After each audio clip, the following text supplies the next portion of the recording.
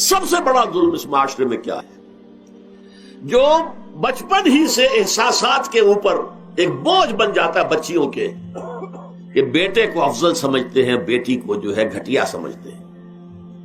اس قدر ناانصافی، اس قدر ناانصافی.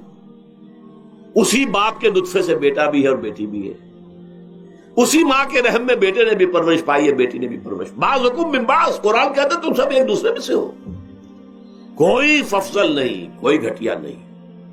اللہ تعالیٰ نے، اللہ کے نبی نے کسی بیٹے کی پرورش پر کوئی اجر و ثواب نہیں بتایا.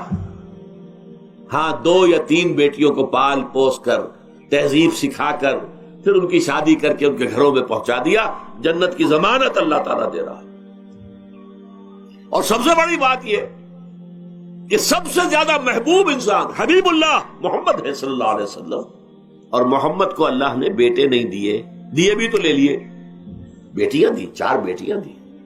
اور کتنی محبت کرتے تھے محمد صلی اللہ علیہ وسلم کی بیٹیوں سے، خاص طور پر حضرت فاطمہ سے. وہ تو آپ سیرت میں پڑھیے کتنی محبت، کس قدر محبت. سب سے چھوٹی تھی شاید اس لیے.